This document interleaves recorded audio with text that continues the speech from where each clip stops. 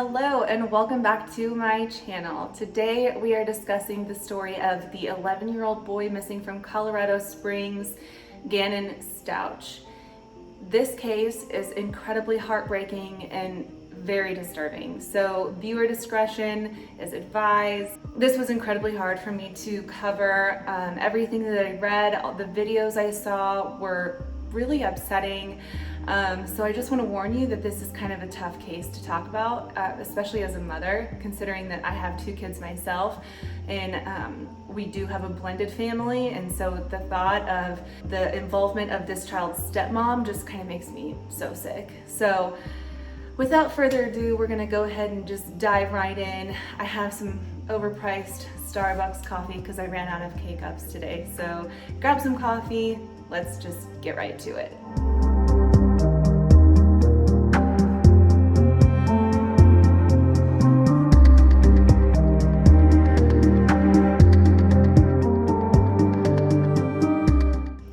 So to start off, we're going to talk about little Gannon. He was born very premature. He was a micro-preemie born at only 1 pound 6 ounces. Doctors gave him a 10% chance of survival, and they said even if he did survive, he would probably be very challenged and have special needs, physical impairments, mental impairments. But he defeated all odds and became an actually very gifted, talented, kind, compassionate little boy. He was a 5th grader. He loved Sonic the Hedgehog, and he loved his sisters, Lena and Harley. He loved playing with his friends in the neighborhood, and he was very well liked. Like I said, just very compassionate, sweet, sweet boy. His mom, Landon Hyatt, actually lived in South Carolina, while his dad and stepmom were living in Colorado Springs. Landon's biological dad, Albert, or otherwise known as Al, he is in the National Guard, and they were stationed in Colorado Springs, but at the time of Gannon's disappearance, he was in Oklahoma receiving training for work. Letecia, otherwise known as T or Tisha, she was the child's stepmom, and she actually met Albert while they were all living in South Carolina. Allegedly, Al and Landon were together, but Al cheated on Landon with Letecia, and they started a separate relationship, leaving Landon behind. So as I was digging into this story, I found some articles detailing Landon's struggle with parenthood and substance abuse. So back in 2016, Landon's mom wrote a statement, and I'm just going to kind of pull some of the details from it because it is kind of long. On Wednesday, October 19th of 2016, my daughter Landon Hyatt called and asked me to come get her and her 2 children, Gannon and Lena, because she could not take it anymore. So Landon's mom arrives and picks up her young daughter Lena and Gannon, and then her stepdaughter Mia. So Landon at this point is remarried to Mike Hyatt, and Mike Hyatt had a daughter named Mia. Landon's mom has all 3 kids, and at this time they were trying to decide what to do with Mia before heading back home. Landon decided she did not want to leave that night, that she needed one more night with him so they could tell Mike goodbye and explain it to the children. Tammy tried to talk her out of it, but they ended up going back to the apartment because they didn't have anywhere else to take Mia. So when they got back to the apartment, Tammy had told me how bad the apartment looked and wanted to see where Ganna and Lena were living. She ended up staying there for a little while, trying to talk Landon into coming back with her. They started to leave, but Mike came home. Mike got in her face and started telling her what a bad parent she had been and how she was never there for Landon. They created this big scene. Unfortunately, all of this was right in front of Gannon and Lena. So Gannon starts to get very upset. Landon is trying to ask Gannon if he would rather stay with his mom or his grandma. This makes Gannon very upset. So this issue just kind of shows you some of the adversity that Gannon had gone through throughout his childhood. Not only did he have a rough upbringing just being premature and having all these medical needs in the beginning of his life, but then he is in this kind of limbo or tug of war between a parent and his grandparents. So inevitably what ended up happening was Landon and Al decided to split custody. Al received the majority of the custody, so Gannon and Lena were going to be staying with Letecia and Al in Colorado Springs, while visiting Landon for holidays, and I think every other summer or something like that.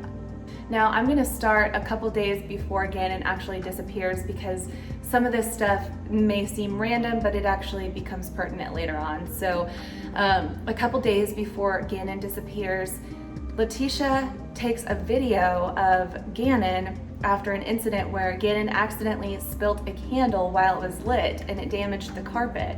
I'm gonna save you the clip because it is kind of upsetting, but in the clip you can hear Gannon in the background very upset, bawling, trying to keep it together, and Letecia is asking him, I'm gonna ask you one more time, did you do this on purpose or was this an accident? And he says, I pinky promise it was just an accident.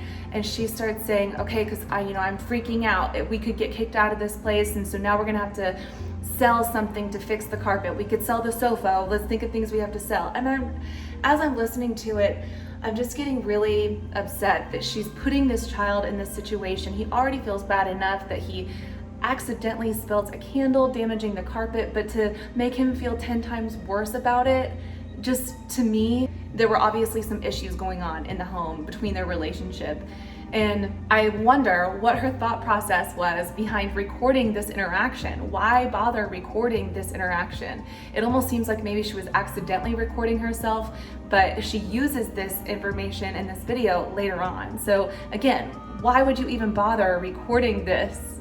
I don't know. She didn't share it with anybody. She literally saved it in her phone until she later gave it to authorities.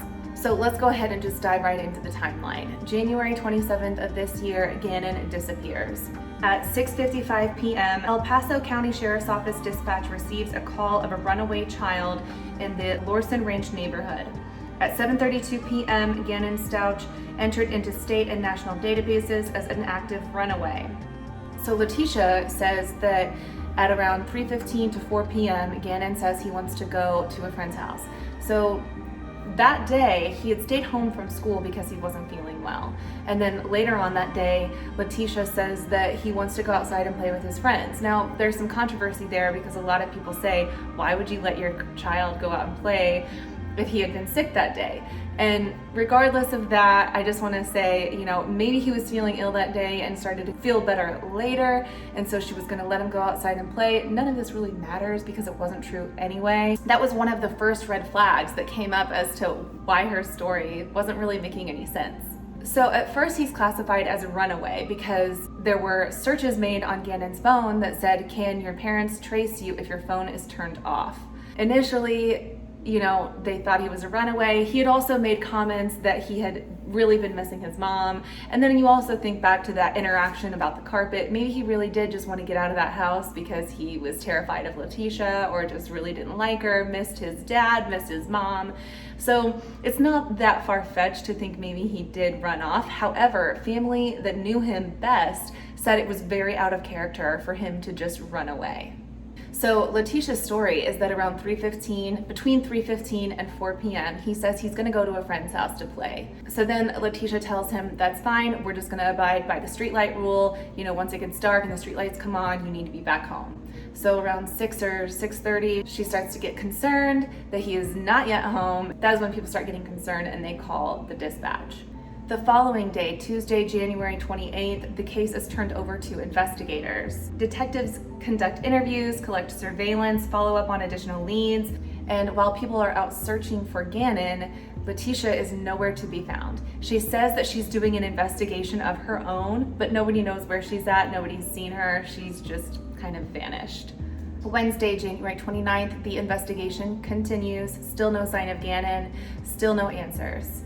And then finally on the 30th, they upgrade his case from a runaway to an endangered missing child. And they do this because 1, the weather conditions were super cold, and 2, he was under the age of 13, and 3, he needed medication. So at this point, he's no longer considered a runaway, he's actually considered an endangered missing child.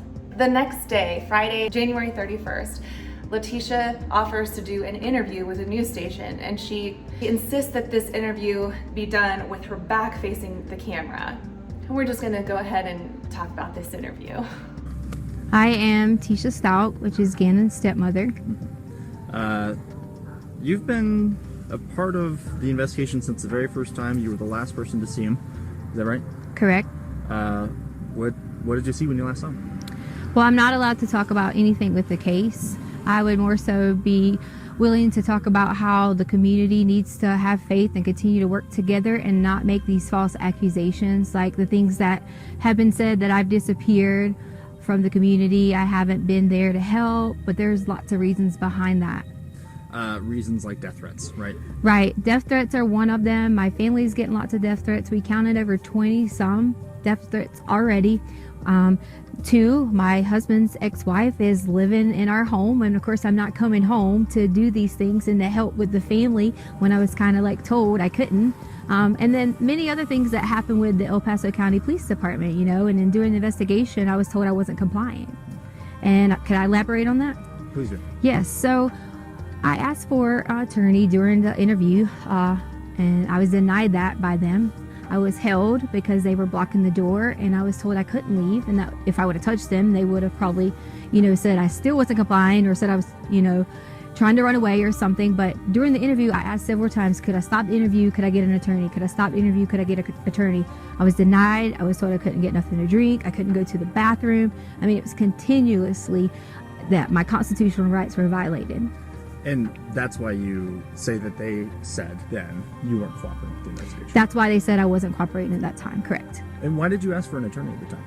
Well, I asked for an attorney at the time because there was one individual, there was two really good detectives, and so I'm not, you know, going to talk bad about detectives, but the tactics they started to get when I would answer questions, they try to, you know, they're detectives, they're supposed to twist. The one main goal is to find Gannon. But during that time, some of those things made me feel uncomfortable the way they were saying things. So I immediately stopped and felt like an attorney would help me with some of the vocabulary and things like that I needed help with, and understanding some of the things that they were asking. So I just want to pause it right here and talk about two screenshots that I found. One of them is from a sugar baby page where she created this profile where she's essentially trying to find rich men to supply her with some money, and she supplies them with some company, I don't know. But anyway, her profile states, I am very athletic, attractive, and well educated. And then in this other screenshot I found of a profile of hers, she talks about how she is a senior political science major and currently working at the UNCP Computing Center as a Brave Tech. She plans to teach law in the future and also volunteer to help local kids with their education and family problems. So if you plan to teach law, that would make me think that you've got some sort of background or interest in law. So why would you need help understanding the vocabulary and the questions that these detectives are asking you? To me, it sounds like maybe she thought they were on to her, she feels the heat, so she decides, I need to lawyer up. But if she says that, then that implies that maybe she is guilty. So rather than say that, she says, oh, I just wanted them to help me understand some of these questions because this vocab is just too tough. Let's continue. I'm going to shift gears to what has become a huge online presence of people obviously trying to do the right thing, help find Gannon. But at the same time, sometimes it just feels like rumor mongering. Have you seen any of those comments yourself? We have. And see, that's one of the main things we haven't been around in the public eye, because I didn't want to expose my family to it if all these things were going on. You know, there was comments about Gannon getting pushed off the hike, and there was comments about this, and that's just not true. I took care of Gannon for the last 2 years in our home because his mother didn't want to do it. How dare you talk about this child's mother like that when the child is missing? The audacity, when I heard her say that, my blood started to boil. Regardless of what the mother ever did in the past, whatever Gannon had gone through, there ultimately came a point where she decided that Gannon was better off with her father. She agreed to that. A judge didn't decide that, they decided that mutually. That was a decision that his mom made. So whatever she was struggling with, you know, addiction or family problems or mental problems, whatever, she decided that she needed to concentrate on those, and that Gannon was in better hands with Letecia and his father than with her. And I applaud her for that, because as a child who was raised by a mom who had issues with addiction and alcoholism, I can only imagine how hard it was for her to admit that maybe Gannon was better off in someone else's hands. So not only that, but this child is missing, and you have the audacity to go on national television and say, oh, I took care of the kid whenever she didn't want to. You've got to be kidding me. How ruthless, vindictive, and evil can you be in a time like this when that woman's son is missing and you were the last person to see him and know where he is? She's obviously concerned and she's out here now, and that's what you're gonna say? You're gonna throw that out there out of nowhere? I'm sorry. It just makes me so heated because the second I heard that, it was like, boom, red flag. And I would never, ever hurt this child. And I know there's some questions out there about, okay, so tell me what happens. That's up to the investigations when they end up letting you guys know, but I've cooperated with them. How does it feel when not only you have a lost child who you are in care of, but then people blaming you for that child not being there? You know, I'm just ready for Gannon to come home. Most importantly, for him to see his family. But second, I am going to be so ecstatic when I'm able to say to people that I hope they have a really sincere apology for all these theories that have came out online, for all the things they said that I have done or people have done. And I just want everyone to know that we're going to find Gannon. And I love him so much. I've helped taking care of him for so long. You hope people have a sincere apology for you? You think that's the first thing that they're gonna think? Oh, thank God Gannon's home. Man, we really owe that chick an apology. Like, if Gannon came home, I imagine their first reaction would be, let's take care of Gannon. What does Gannon need? How can we help this child? I don't think anyone's first reaction would ever be, oh man, we really did that stepmom dirty. And how appalling is it that that is her first reaction? It's all about her. She can't wait for Gannon to come home so that she can be commended and applauded for her efforts as this stepmom. It just makes me sick. That's her first reaction. She's obviously so obsessed with herself and her image and defending herself on social media, as we'll talk about in a second, because of course I have more screenshots of the things that she was spewing on Facebook. Can you talk to me a little bit about him? I don't know him. Gannon is so kind and he loves to play video games. That's one of his favorite things. He loves Sonic and Mario, and you know, he's always helpful, and he was always so helpful. Did you hear that? That little stutter where she tried to correct herself after saying he was so helpful around the house, past tense. One thing I've learned after watching so many countless crime shows is that the person who is guilty often starts talking about the victim in past tense because they know, unlike anyone else, that the victim is dead. And he was always so helpful with the dogs around the house, and we have 2 little cute dogs, and he was always like a person I could say, Gannon, can you go do this? And he would do it right away. You know, sometimes with kids we have to remind them and things like that, and that's okay, but he was so sweet and able to help anyone. He could notice when you're sick and say, are you okay? And such a kind heart. So this is her chance to kind of wrap up the interview, say any last parting words, and the first thing she says is, am I still on camera? And then as she starts talking, you can hear that in her voice, her tone, she answers as if she's just giving these scripted answers, like, well, I'm on television, so this is what I'm gonna say. Do you feel like I asked you what I need to? Do you feel like this is gonna help kind of turn the tide of what feels like a witch hunt, in my opinion? I hope, am I on camera now? You are still. Okay. I think that a lot of people can see that I'm not missing and see that I am being cooperative, but to me, it's okay that they think those things, because the way someone thinks about me, I don't have a problem with that. So this is her chance to leave one more message for Gannon. We're wrapping it up. The interview says, is there anything you'd like to say to Gannon? And this is what she says. Any message for Gannon? The message for Gannon I have is, Gannon, when you get here, you'll be able to truly tell what happened. And then I really hope I get a sincere apology from everyone who has made all those things, especially from my husband. Oh my God. She can't wait for him to come home so that people can start apologizing to her. Unreal. If my child was missing, the last thing I would be doing is wasting my time answering these types of questions. I would absolutely focus this entire interview, if I had the chance to get on television in front of hundreds of thousands or now millions of people, what I would be saying is, let's keep the focus on Gannon. Where's Gannon? Let's find Gannon. I would be searching through the ends of the earth to find my child or my stepchild. I'm actually blown away. I feel like this interview is what really started throwing red flags all over the field. This is, I haven't seen anything like this since Chris Watts. This is the female Chris Watts. So before, during, and after this interview, people are going wild on Facebook and social media, basically slamming her, accusing her of knowing where Gannon is and having done something to him. And just a few days later, on February 3rd, their neighbor Roderick Drayton comes forward with surveillance footage from his own home security system. It shows Letecia leaving the driveway in her truck with Gannon. It shows Gannon getting into the truck and then leaving, and then it shows her coming back to the house, and Gannon doesn't exit the truck, or at least we can't see him exit the truck. Now, there has been a lot of controversy about this video. A lot of people do believe that Gannon, didn't come home with them or isn't in the truck, but I am here to tell you that whether he was in the truck or not, it actually doesn't really matter, because we know now that what happened to Gannon happened inside the home, not away from the home, as this video would suggest.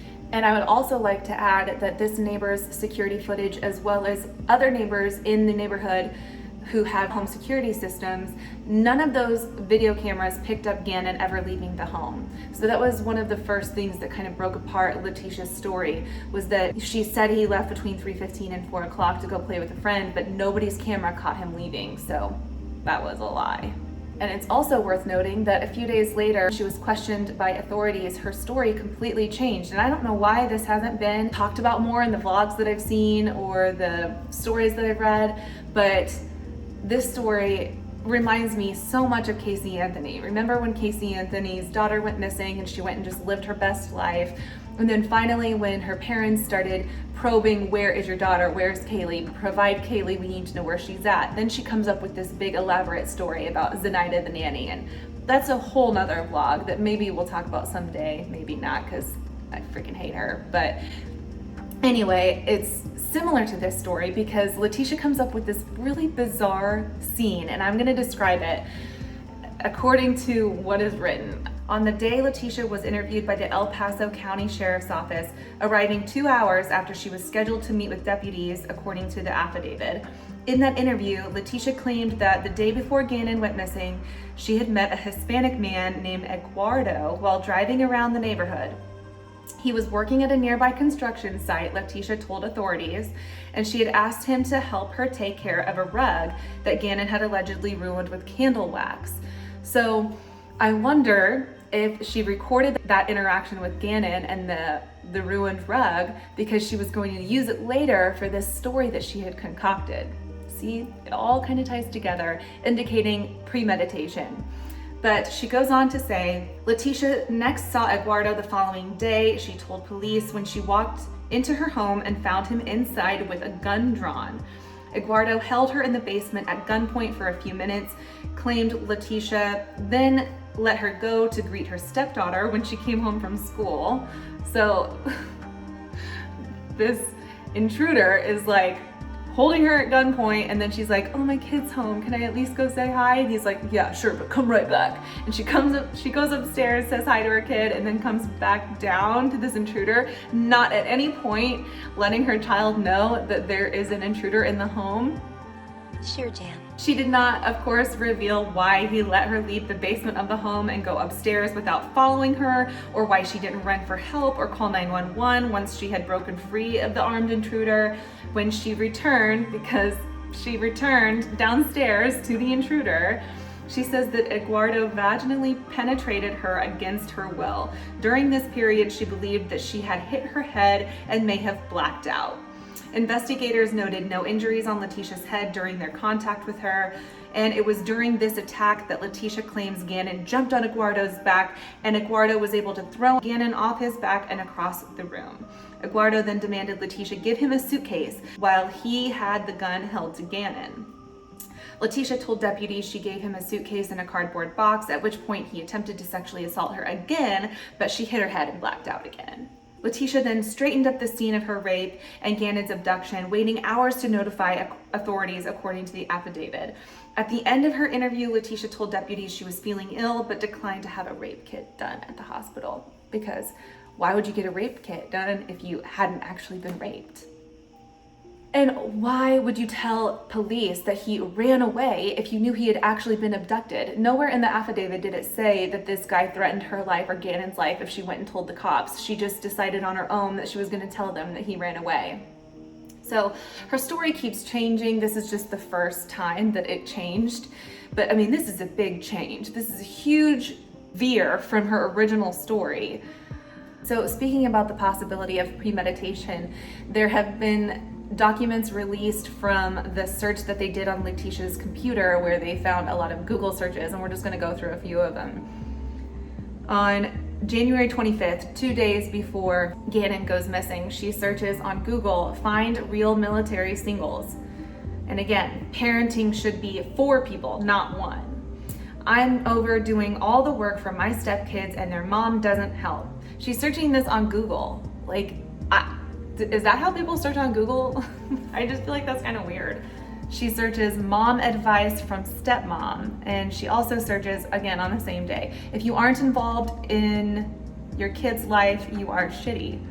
My husband's ex-wife does nothing for her kids. I wonder if my husband's ex-wife is sending me a card since I raised her kids. I wonder if my husband's ex-wife is sending me a Valentine's card since I raised her kids." This one's a little ominous. 2 days before Gannon goes missing, she searches, "One day some people will wish they treated you differently." I don't know that people are wishing they treated her differently. I think people are wishing they never met her. And even further, that maybe she just was never born. Another search says, "Why should my husband choose me over family?" If you are so narcissistic and conceited enough that you think your husband should choose you over his own children, girl. And I know it's not just girls that sometimes think this. I know guys sometimes think this too. If you really think you're special enough to be chosen over someone else's family, just move on. That question or that theory or idea should not even ever be a thought. Under no circumstances should someone ever choose someone over their own children or their own family. Absolutely not. So because of this and other evidence that was found in the home, police believed that there was a violent crime that occurred in the home and that Letecia was the main perpetrator of this incident. According to the affidavit, there was blood splatter on the walls and enough blood loss to stain his mattress, soak through the carpet, through the pad, and then stain the cement below the carpet. The affidavit states that she then ordered Gannon's younger sister Lena to play outside when she returned home from school a short time after the incident probably occurred. They're guessing that Gannon was probably attacked around 2 p.m. When Letecia's own daughter returned home that day, she sent her to the dollar store. Once there, Letecia texted her daughter Harley asking for carpet cleaner, trash bags, and baking soda. So this would have given her enough time to clean up the scene before finally admitting to authorities that Gannon was missing, that he had run away. There is no suggestion in the affidavit that either sister knew what happened to her brother in the affidavit, but according to the affidavit, Lena provided an interview to the police, but Harley has not yet done so.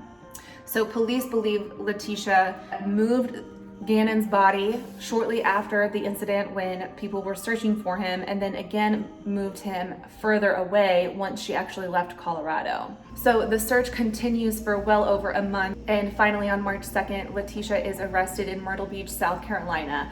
She was likely there staying with family since she was originally from South Carolina, probably knew that she wasn't really wanted back in Colorado, so she at some point went back to South Carolina, but was eventually arrested. And the counts include first-degree murder of a child under 12 by a person in a position of trust, child abuse resulting in death, tampering with a deceased human body, and tampering with physical evidence, according to El Paso County Sheriff Bill Elder. Now, the interesting thing about this is they charged her with first-degree murder, but at this point, they still hadn't had Gannon's body. As we now know, there was enough blood splatter and blood evidence on his mattress, carpet, and cement under the carpet that indicated there was probably a very slim chance of survival from that type of blood loss, leading them to believe that Gannon is in fact dead, and that would be sufficient evidence to prove that he is dead, and that's why they went forward with the first-degree murder charge, even though they didn't have his body. But then just a few weeks later, on March 20th, Gannon is found in Pace, Florida. Gannon's body was allegedly found on the side of the road by a construction worker. He was stuffed into a suitcase. Absolutely awful.